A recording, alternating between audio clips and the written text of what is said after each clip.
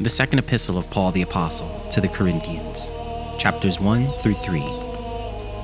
Paul, an apostle of Jesus Christ by the will of God, and Timothy our brother, unto the church of God which is at Corinth, with all the saints which are in all Achaia. Grace be to you, and peace from God our Father, and from the Lord Jesus Christ. Blessed be God, even the Father of our Lord Jesus Christ, the Father of mercies, and the God of all comfort, who comforteth us in all tribulation, that we may be able to comfort them which are in any trouble, by the comfort wherewith we ourselves are comforted of God. For as the sufferings of Christ abound in us, so our consolation also aboundeth by Christ. And whether we be afflicted, it is for your consolation and salvation, which is effectual in the enduring of the same sufferings, which we also suffer. Or whether we be comforted, it is for your consolation and salvation. And our hope of you is steadfast, knowing that as ye are partakers of the sufferings, so shall ye be also of the consolation. For we would not, brethren, have you ignorant of our trouble, which came to us in Asia, that we were passed out of measure, above strength, insomuch that we despaired even of life. But we had the sentence of death in ourselves, that we should not trust in ourselves, but in God which raiseth the dead, who delivered us from so great a death, and doth deliver, in whom we trust that he will yet deliver us. Ye also helping together by prayer for us, that for the gift bestowed upon us by the means of many persons thanks may be given by many on our behalf. For our rejoicing is this, the testimony of our conscience, that in simplicity and godly sincerity, not with fleshly wisdom but by the grace of God, we have had our conversation in the world, and more abundantly to you, Lord. For we write none other things unto you than what ye read or acknowledge, and I trust ye shall acknowledge even to the end. As also ye have acknowledged us in part, that we are your rejoicing, even as ye also are ours in the day of the Lord Jesus. And in this confidence I was minded to come unto you before, that ye might have a second benefit, and to pass by you into Macedonia, and to come again out of Macedonia unto you, and of you to be brought on my way toward Judea. When I therefore was thus minded, did I use lightness? Or the things that I purpose, do I purpose according to the flesh, that with me there should be yea, yea, and nay, nay? But as God is true, our word toward you was not yea and nay. For the Son of God, Jesus Christ, who was preached among you by us, even by me and Silvanus and Timotheus, was not yea and nay, but in him was yea. For all the promises of God in him are yea, and in him amen, unto the glory of God by us. Now he which establisheth us with you in Christ, and hath anointed us, is God, who hath also sealed us and given us the earnest of the Spirit in our hearts. Moreover, I call God for a record upon my soul, that to spare you I came not as yet unto Corinth, not for that we have dominion over your faith, but are helpers of your joy. For by faith ye stand.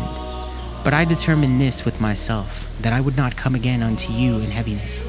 For if I make you sorry, who is he then that maketh me glad, but the same which is made sorry by me? And I wrote this same unto you, lest when I came I should have sorrow from them of whom I ought to rejoice, having confidence in you all, that my joy is the joy of you all. For out of much affliction and anguish of heart I wrote unto you with many tears, not that ye should be grieved, but that ye might know the love which I have more abundantly unto you. But if any have caused grief, he hath not grieved me, but in part, that I may not overcharge you all. Sufficient to such a man is this punishment, which was inflicted of many, so that, contrariwise, ye ought rather to forgive him and comfort him, lest perhaps one should be swallowed up with overmuch sorrow. Wherefore I beseech you that ye would confirm your love toward him. For to this end also did I write, that I might know the proof of you, whether ye be obedient in all things. To whom ye forgive anything, I forgive also. For if I forgave anything, to whom I forgave it, for your sakes forgave I it in the person of Christ, lest Satan should get an advantage of us, for we are not ignorant of his devices. Furthermore, when I came to Troas to preach Christ's gospel, and a door was opened unto me of the Lord, I had no rest in my spirit, because I found not Titus my brother. But taking my leave of them, I went from thence into Macedonia.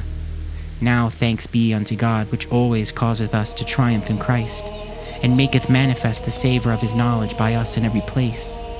For we are unto God a sweet savour of Christ in them that are saved, and in them that perish. To the one we are the Saviour of death unto death, and to the other Saviour of life unto life. And who is sufficient for these things?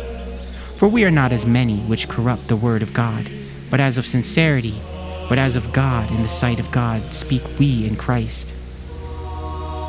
Do we begin again to commend ourselves? Or need we, as some others, epistles of commendation to you, or letters of commendation from you? Ye are our epistle, written in our hearts, known and read of all men. For as much as ye are manifestly declared to be the epistle of Christ, ministered by us, written not with ink, but with the Spirit of the living God, not in tables of stone, but in fleshy tables of the heart. And such trust have we, through Christ, to Godward. Not that we are sufficient of ourselves to think anything as of ourselves, but our sufficiency is of God, who also hath made us able ministers of the New Testament, not of the letter, but of the Spirit. For the letter killeth, but the Spirit giveth life.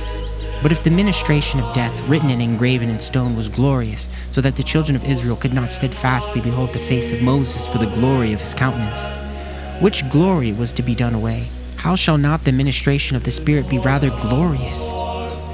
For if the ministration of condemnation be glory, much more doth the ministration of righteousness exceed in glory. For even that which was made glorious had no glory in this respect, by reason of the glory that excelleth. For if that which is done away was glorious, much more that which remaineth is glorious. Seeing then that we have such hope, we use great plainness of speech, and not as Moses, which put a veil over his face, that the children of Israel could not steadfastly look to the end of which is abolished. But their minds were blinded, for until this day remaineth the same veil untaken away in the reading of the Old Testament, which veil is done away in Christ. But even unto this day, when Moses is read, the veil is upon their heart. Nevertheless, when it shall turn to the Lord, the veil shall be taken away. Now the Lord is that Spirit, and where the Spirit of the Lord is, there is liberty. But we all, with open face beholding as in a glass the glory of the Lord, are changed into the same image from glory to glory, even as by the Spirit of the Lord.